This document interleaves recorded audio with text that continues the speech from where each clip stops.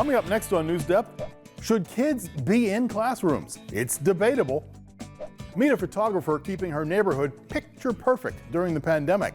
Plus, a coach's creative approach to weightlifting has neighbors cheering. And learn about the underwater volcano that made a big splash in the Pacific. NewsDepth is now.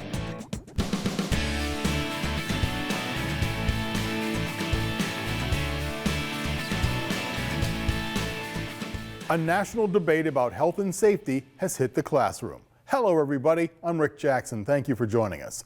A new study finds that 1 of every 5 Americans have now had COVID-19 at least once since 2020. That's due in large part to Omicron, a rapidly spreading new variant of the COVID-19 virus. With so many people getting sick, schools across the country are once again switching to remote learning, or at least debating it, for the safety of students and teachers. This debate, whether or not kids should be in school, is a heated one, with passionate voices on both sides. A group of students in Massachusetts have come down squarely on one side. They say they should not be in school because they don't feel safe there. Sarah Conji tells us about their walkout protest. About a dozen students at Boston Latin School walked out of class today as part of a citywide effort. They say schools are not safe due to the COVID surge. In my family, I have someone who's like 2 people who are immune compromised, and it's really bad with all these cases around, and I don't want them to get sick.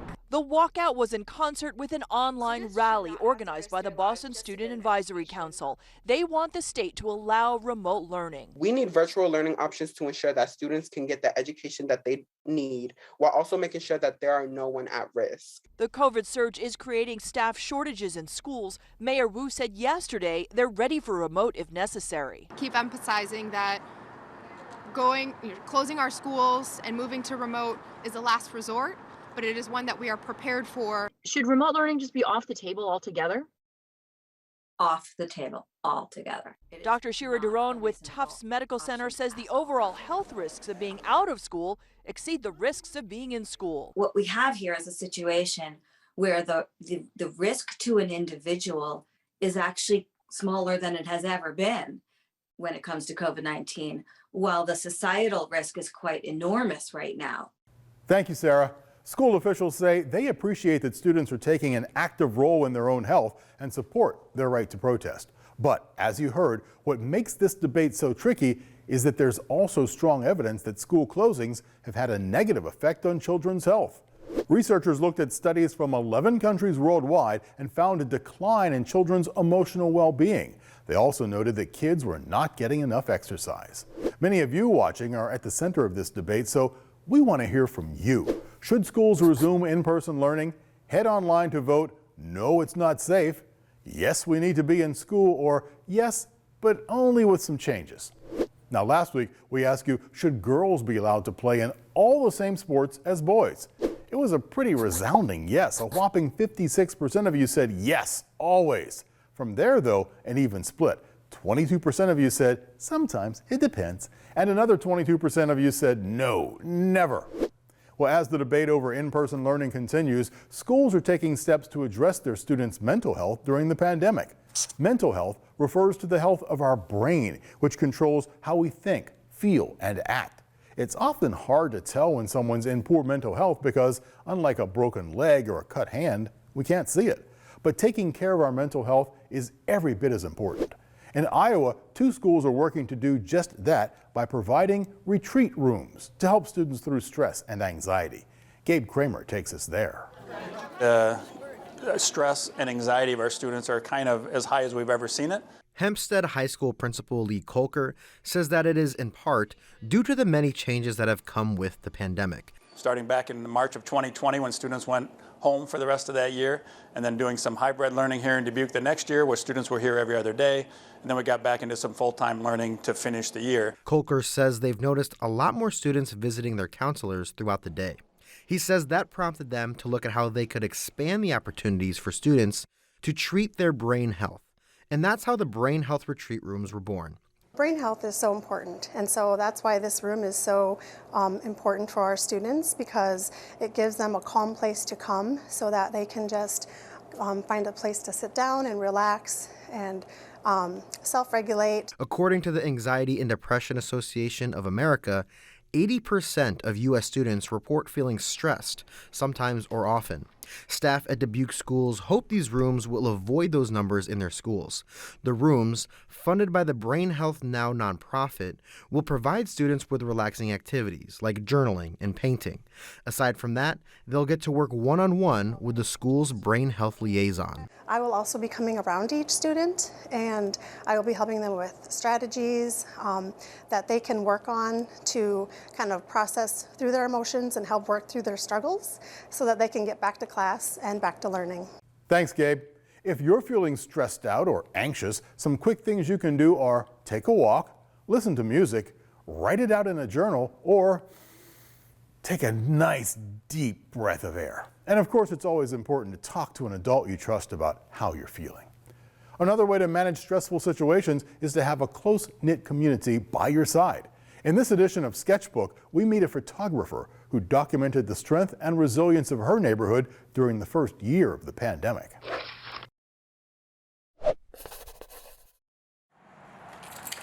Oh man, that's good, Scooby. My name is Bridget Caswell, and I am a professional photographer. I really tell stories with my photos, and I tend to gravitate towards taking photographs of people. I'm a firm believer of telling a story where you're at. And where she's at is Collinwood, a diverse, eclectic community northeast of downtown Cleveland. We have judges and artists and musicians and blue collar and police, firemen. It really is across the board. But I think we pride ourselves in our sense of community. She's been an active presence in the neighborhood for 15 years, but during the onset of the COVID-19 pandemic, Bridget saw things change in Collinwood, as they did in neighborhoods across the world. At the beginning of the pandemic, everybody was trying to figure out how to adapt and live and survive. All of a sudden, we all had to withdraw into our houses, and you don't feel as connected. When the pandemic started, I was riding my bike through my neighborhood with my daughter, and I heard one of my neighbors was playing her accordion. And as I drove and I got closer to the music, really I just had this moment where it clicked, where I realized that I needed to be telling the story of how this pandemic was affecting our neighborhood. And so Bridget began taking porch portraits of her neighbors, a trend that photographers embraced across the country during the pandemic. Families posed socially distant in front of their homes. She'd post them on her Instagram. There were hundreds of photographers going out and taking pictures outside, but to me it was really more about trying to help my neighborhood stay connected and feel seen. People were stopping me randomly on the street. Hey, can you come and take mine next? No one knew what was going to happen, so I think the feeling was hope that this was going to get better sooner than later, I guess. Yeah. But as the year progressed, hope gave way to uncertainty, as the pandemic proved to have staying power. This is such a unique period in our lifetime, and whenever I take a portrait of somebody, I connect with them. And so I was invested in their lives, and I wanted to see on a personal level, but also as a storyteller, how that year had impacted their lives. And so she returned to her original subjects and created dual portraits separated by a year. They're compiled into a book she's called Homebody. And this is Zipper. Zipper was one of the people at the beginning of the pandemic that was making masks for everybody in the neighborhood. She was really, really great and thoughtful in making sure that people were protected. We're a community of different experiences. So we had joys, we had celebrations, we had tragic loss. Homebody is also a gallery show right in the community where it was created, at Collinwood's Photocentric. Bridget's photos are paired with painter Tim Callahan's pandemic work. His work also centers around the neighborhood, but with different subjects in mind. With the exception of few of them, a lot of my images are void of humans, of people. I think Bridget is certainly capturing the people of this neighborhood, where I'm focused more on the places. Tim and I both We're really on the same kind of journey where we thought it was really important to document our community. Abigail and Phil, they had just gotten married not too long before we did the first one. And then the second one, they had finished graduate school and were starting to get on with their lives, and now they're having a baby. What I hope that people take away from the gallery show and the book is the resilience of our community and how special Collinwood is. And I really want people to see that we banded together.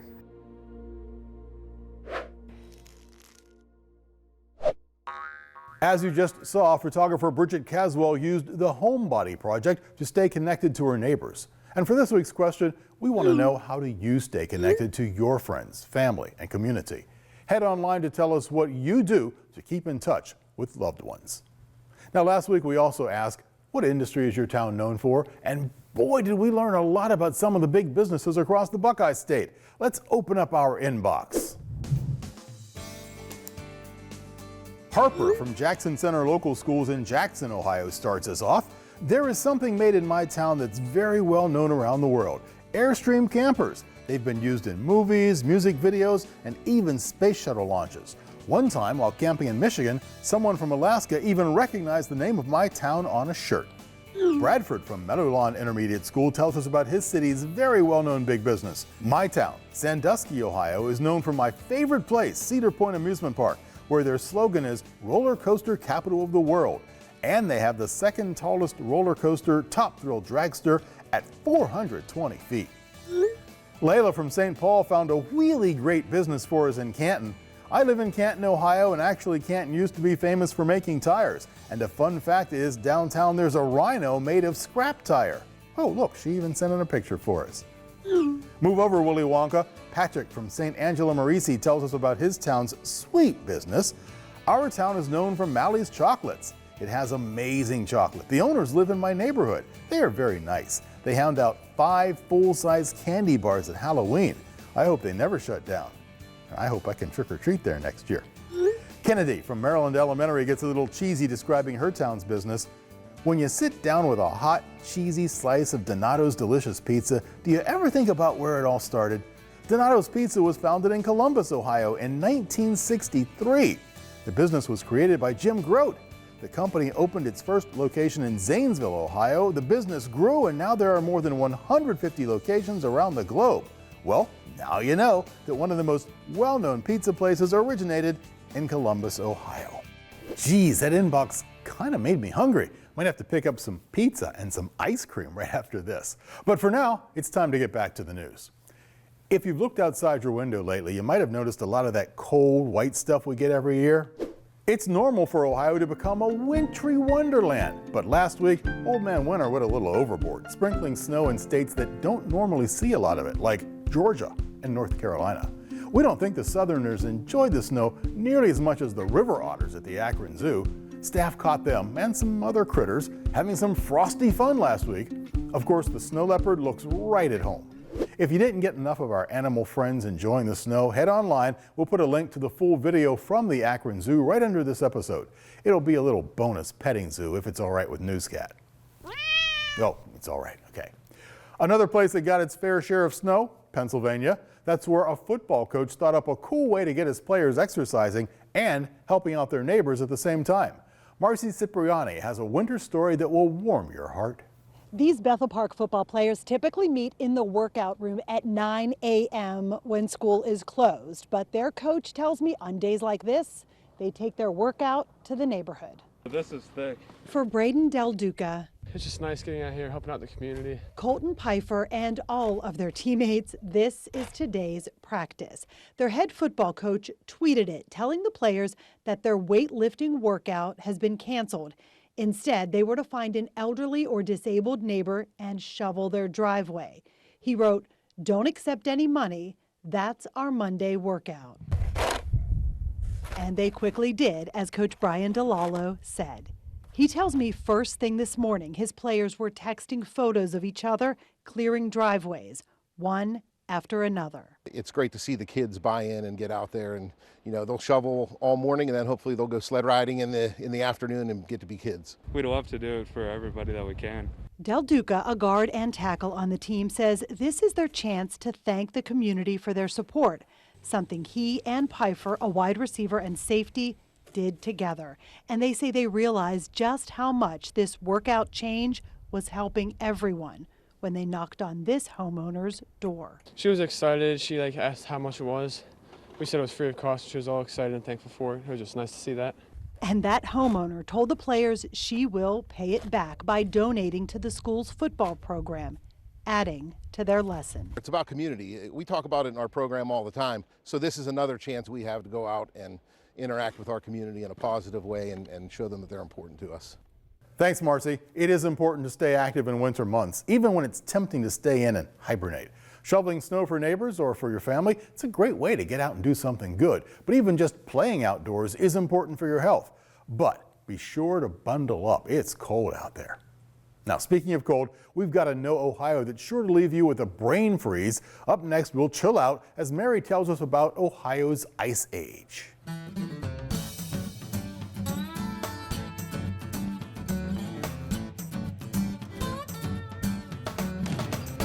There are many of us out there who might not exactly be fans of Ohio winter. The cold, the ice, the snow, I get it. But believe me when I tell you that the cold we experience today is nothing compared to Ohio a couple million years ago. It was the Ice Age, a period of worldwide cold temperatures, which transformed large portions of our planet, including Ohio, into one big ice skating rink. Beginning about 2.4 million years ago, massive sheets of ice called glaciers covered about 3/4 of the Buckeye State. Glaciers were actually formed by snow that had accumulated to the point where it is so thick that it hardens into ice. But when you think of ice, you probably picture something very still. But not these glaciers, they were on the move. During the Ice Age, melting mile-thick glaciers slid south from Canada into Ohio. We know this because they left behind a trail. Kelly's Island in Lake Erie has some of the best and biggest grooves left by glaciers. And they're 400 feet long, 35 feet wide, and up to 15 feet deep. As the glacier slid over the area, the soft limestone was scratched into shape. Another magnificent gift these glaciers left behind are our 5 Great Lakes. That's right, our very own Lake Erie is just a really big melted glacier.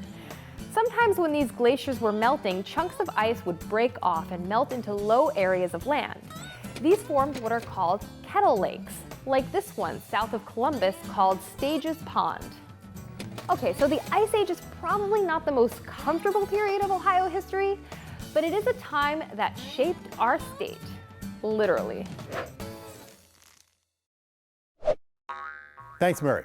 You heard earlier about neighbors helping each other out in times of need, and last week, one of our international neighbors needed some help. So let's take a spin around the globe to the island nation of Tonga. Maloi Lele, and welcome to the country of Tonga, often referred to as the Friendly Islands.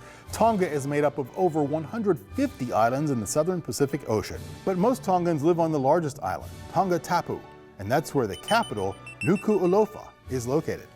Tonga is an archipelago. An archipelago is a group of islands. The archipelago of Tonga was formed from volcanic rock, but the same volcanoes that form the islands can also be very dangerous to its inhabitants, as we discovered recently when the Tonga Volcano violently erupted back on January 16th. The volcano, located underwater 40 miles from Tonga, was disastrous for the archipelago and had far-reaching effects on other countries in the Pacific Ocean, even setting off tsunamis. A tsunami is a giant wave caused by earthquakes or volcanic eruptions underwater. Steve Nanis reports on the eruption. A volatile volcano erupting underwater for the 3rd time in 4 days near the island nation of Tonga in the South Pacific.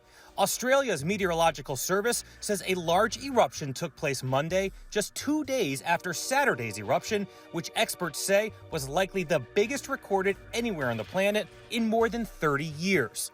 That eruption captured in real time these dramatic images from space showing the huge plume of ash, gas, and steam spewed more than 12 miles into the atmosphere. The earth-shattering explosion sending tsunami waves crashing across the Pacific, reaching the west coast of the U.S., New Zealand, and Japan, and unleashing floods in Peru. Thank you, Steve. While the destruction to Tonga was devastating, several international neighbors are lending hands. Japan, Australia, and New Zealand are assessing the damage and sending supplies. Tongans living in the United States have also stepped up, shipping water and masks to the islands.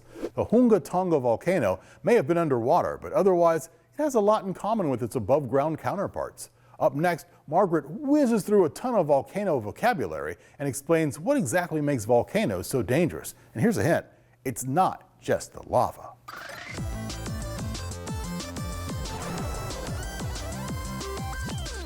Anyone ever played The Floor is Lava? Always a fun time. But when a real volcano explodes, it turns out there's a lot more to be afraid of than just the lava on the ground. Let's start at, well, the start. There's hot molten rock beneath the Earth's surface called magma. It can range in temperature from about 570 degrees Fahrenheit, which is actually how hot you might cook a pizza, all the way up to 1600 degrees, which would basically incinerate your pizza. So when enough magma builds up, it will push through the volcano's conduit, or main passageway, and break through the vent or opening in the top or crater of a volcano. Did you catch all those terms? Conduit, vent, crater. Good, because this is where it gets interesting. As soon as the magma reaches the Earth's surface, its name changes to lava. As if that weren't confusing enough, there are different types of lava, named based on how they flow from a volcano. Pahoehoe lava moves slowly and results in a smooth surface with rope-like ridges. Then there's Aa lava, that's kind of chunky and flows quickly, leaving a jagged surface behind. Now, even though Aa flows quicker than Pahoehoe, in most cases, it can still be outrun and sometimes just outwalked by humans. What's harder to escape is the lava that flies instead of flows. Lava that gets tossed into the sky is called a pyroclast. And of course, pyroclasts have their own categories too. Tiny bits of lava make up volcanic ash. This is what you see billowing from the top of a volcano. Ash is often mixed with poisonous gases to form volcanic smog, or VOG. It can be dangerous to breathe and can irritate your eyes. Plus, depending on the wind, it's difficult to escape. This is not to be confused with laze, the toxic haze that's released when lava hits the ocean. This steamy mixture contains poisonous hydrochloric acid. Bigger pyroclasts, called volcanic bombs or lava bombs, are also super dangerous. I'm sure you can figure out where the name comes from. These sometimes boulder-sized pieces of lava can cause serious damage. There are still even more types of lava and pyroclasts, but to keep your brain from spinning, we'll stick with those. So yeah, lots of confusing terms, but we're talking about volcanoes, and I'm okay with that. Thank you, Margaret. From burning lava, we turn to a kid who's burning rubber. During the pandemic, a lot of people picked up new hobbies. Some people learned to knit. Some people learned to bake bread. This week's A+ award winner, Huck Karinsky, a first grader at Normandy Elementary School in Bay Village, picked up a new hobby as well. The only difference is his hobby is cheating gravity. Huck learned BMX biking, and along the way, he set a world record. During the pandemic, Huck was trying to keep busy. Like many of you, he rode his bike around the neighborhood. While riding, he started jumping ramps that some of his neighbors had on the sidewalks. He really was having a blast and started watching YouTube videos of BMX professionals, Huck's dad, Mr. Karinsky, told us. After watching videos of the pros, Huck decided that he could do flips and jump bigger and bigger ramps. This past summer, Huck and his dad went on a 7-state road trip, visiting skate parks all across the Midwest to meet other BMX riders. Huck was even invited to compete in the under 10-year-old national finals, where he finished an amazing 15th, competing against riders 3 and 4 years older than him. After the event, Huck became the youngest person ever to land a backflip on a BMX bike. This all started as a healthy way to burn off energy. I'm so proud of Huck for how well he's done in just a year of riding, Mr. Karinsky told us. He also said that Mr. Sebring, Huck's principal, and Ms. Poretsky, Huck's teacher, have been really supportive. Huck isn't only a high flyer on his bicycle, he's also an exceptional student and likes all of the subjects in school, especially math. And for those of you wondering, Huck learned how to ride a bike when he was 3 years old. So let's all get together and congratulate Huck for winning this week's A+ award for flying high on his bike and in the classroom. Huck, way to go.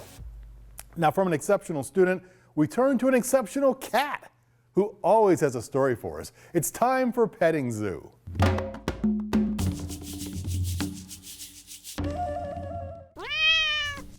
Newscat, you're looking down. What's the matter? Oh, are you upset that we stole your thunder with those Akron Zoo animals earlier in the show? Come on, I bet you got something better up your sleeve. I'm sorry, under your paw. Oh, okay, this story really gets my goat. Newscat found a story about goats who are craving some holiday flavor. To find out why these goats are munching on old Christmas trees, click the Petting Zoo button on our website. Thank you, Newscat. Now, you know the drill. We want to hear from you, not just me, Newscat too. There are plenty of ways to stay in touch. You can send a letter. We're at 1375 Euclid Avenue, that's Cleveland, Ohio. The zip code right here, 44115. You can email us at newsdepth@ideasstream.org, or you can tweet us. Our handle is @NewsDepthOhio. Thank you for joining us. I'm Rick Jackson. We'll see you right back here next week. Stay warm.